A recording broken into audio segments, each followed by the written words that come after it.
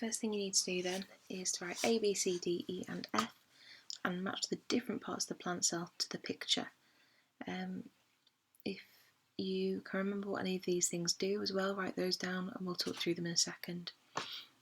So pause the video and then on the next page we'll go through some of these answers. So the first thing we have, so part A, is a cell wall.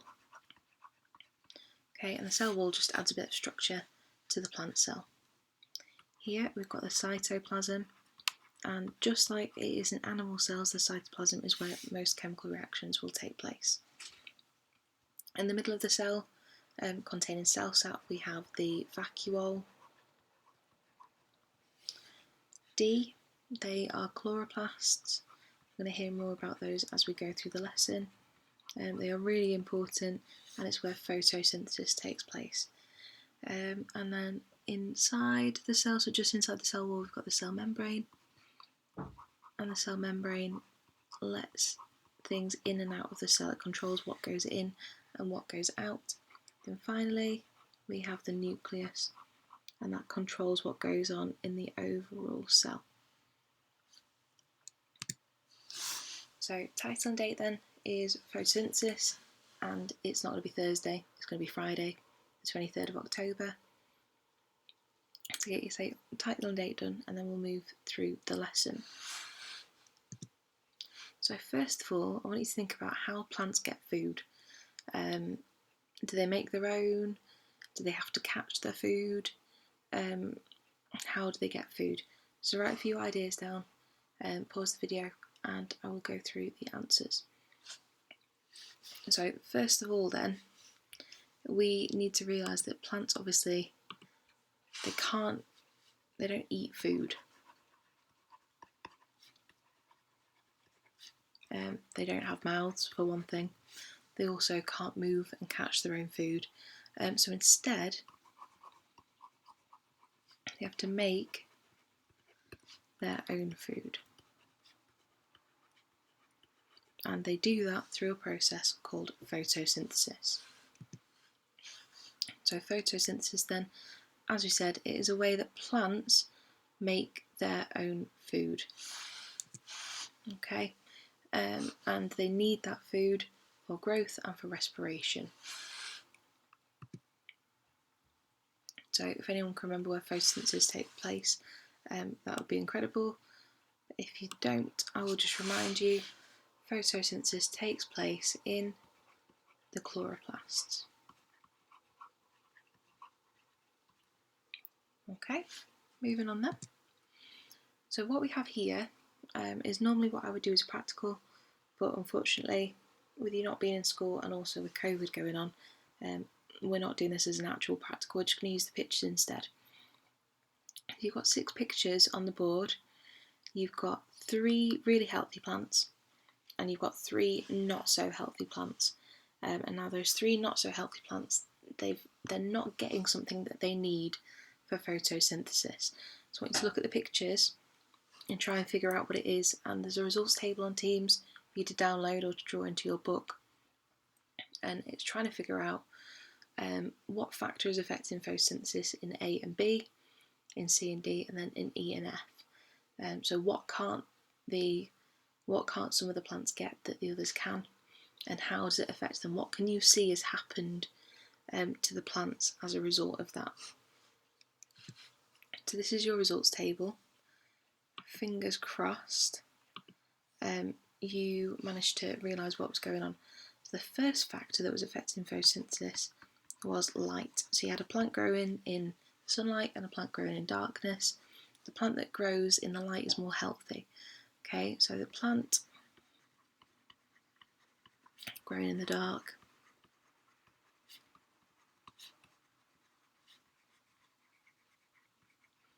was less healthy.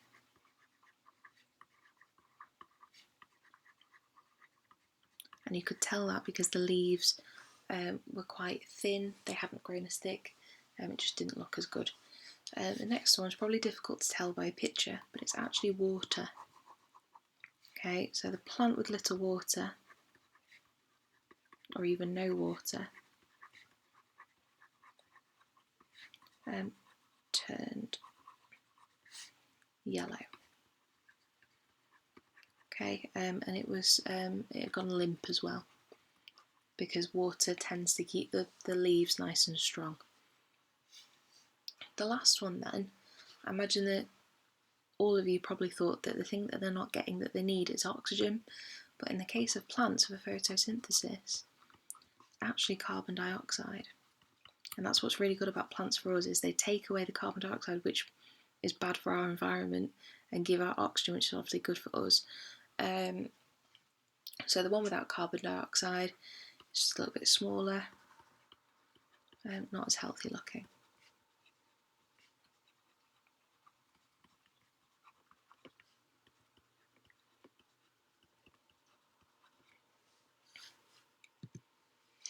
So how does a plant get what it needs for photosynthesis?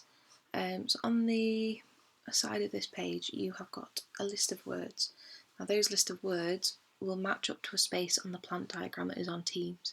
On the next page we're going to go through that diagram and explain how all of these things get into the plant or out of the plant and why they need them. So this is your diagram. What we are going to do is we're going to label it up, and let's see if we've got the answers right. So the first thing then, obviously, that plants need is sunlight. And that sunlight, it provides the energy needed for photosynthesis. Okay, the gas that we give out, or plants give out, is oxygen. And that is really good for us. The gas they take in is carbon dioxide.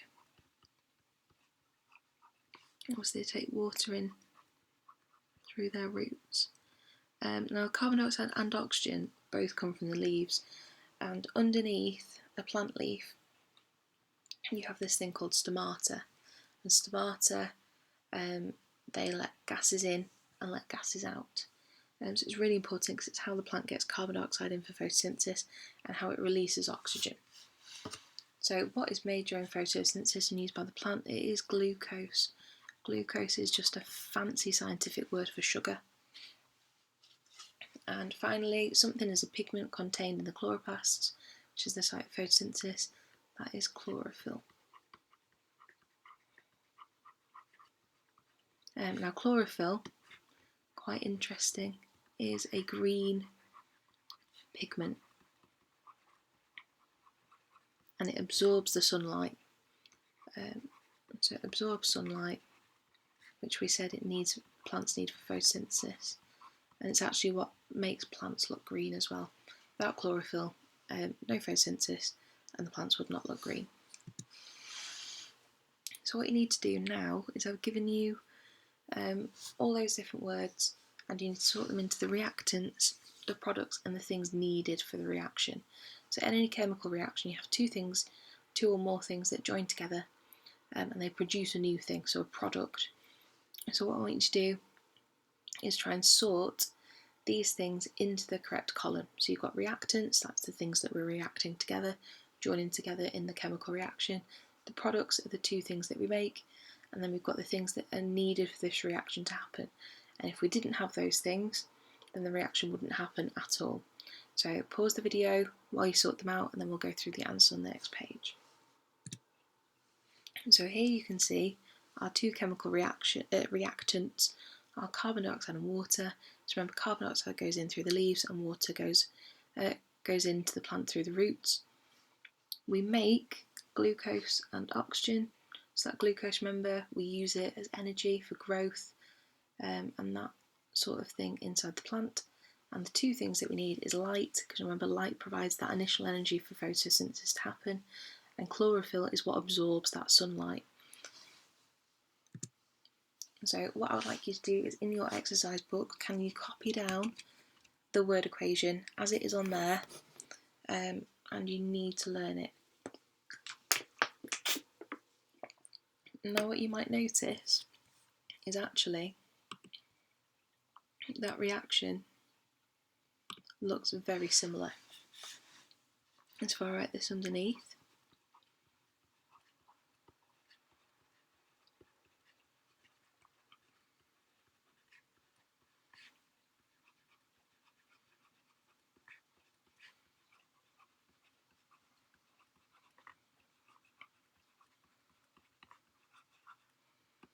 So here we've got the word equation for photosynthesis, and here is the word equation for respiration. You will notice that respiration and photosynthesis, they're almost the opposite. So in photosynthesis, we're reacting together carbon dioxide and water to produce glucose and oxygen. But in respiration, we're reacting glucose and oxygen together to make water and carbon dioxide. So plants use the glucose they make for respiration. So what do we produce through respiration? What is this used for? Can plants carry out photosynthesis at night time? Can they carry out respiration at night time? And how can they do this if they are not carrying out photosynthesis? So you've got a little bit of a hint there. So we'll go through the answers here. So what is produced through respiration? I'll put all the questions on here. Too far. And then we'll go through the answers. Keep making that appear. Right, so what is produced through respiration? So glucose. No, that's not through respiration. What's produced through respiration is water and carbon dioxide.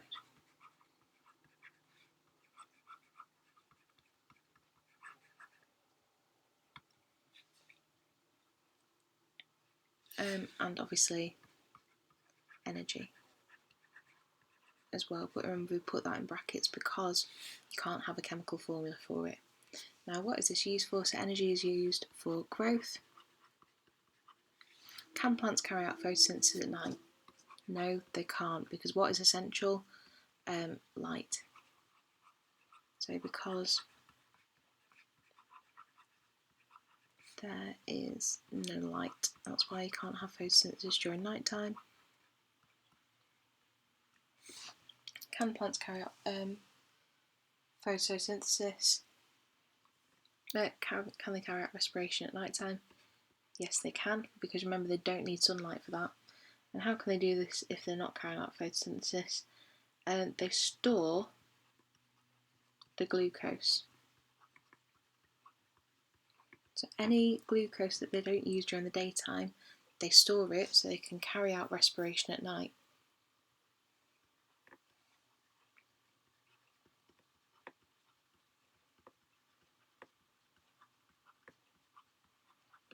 Because remember, they're going to need that energy, aren't they? They can't just stop working at night time. So any glucose that is made in photosynthesis which is not used straight away is stored as starch. And what the plant can do is they can turn that starch back into glucose and use it. So at night time, you would imagine that plants, because they're not carrying out photosynthesis, they're not making more glucose, they're breaking down the starch, which is just stored up glucose really, and using that for respiration to create to release some energy. So what I want you to do is you have got some questions to do in your book in full sentences, which you should have learnt throughout the lesson. If you're stuck, then obviously you can skip ahead and look at the answers, or you could use BBC Bite Size to help you.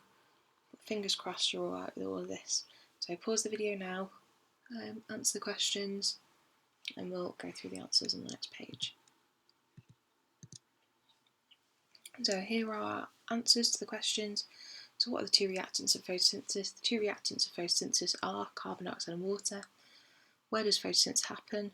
It happens in the chloroplasts, which are found in plant cells, and you only get those in the leaves and the stems. So remember, it's in the green sections of the plant, so not the flower, and also not the roots, and we'll come back to that in a second. What is chlorophyll and what's it do? So it's a green pigment which absorbs the sunlight needed for photosynthesis. So why can't photosynthesis happen at night time? Because there's no sunlight, and photosynthesis needs sunlight to happen. Why are plants important to humans? Because they give out the oxygen that we need to breathe and that we need to carry out respiration. And then your challenge question, why doesn't photosynthesis happen in the roots of the plant? Because no sunlight reaches the roots of a plant. And if we don't have sunlight, we can't have photosynthesis, and also the roots don't have chloroplasts in. So in the back of your book then, just a bit of a final task. can you write down two differences between respiration and photosynthesis? So what I would do, pause the video and we'll go through the answers in a second. So two differences, so I'm going to put respiration here and I'll put photosynthesis here, and we'll write down some differences. So respiration, it breaks down glucose, doesn't it?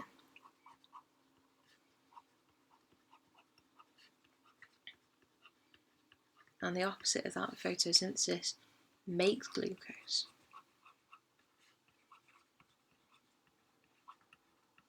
Okay, photosynthesis needs light. Okay, and it uses CO2 and H2O, so that's water, and carbon dioxide, and respiration makes CO2 and H2O. So there's some good differences and similarities. That is the end of the lesson, and hopefully you learnt enough and you understand it. If you've got any problems, just email me, but hopefully see you back at school after half term.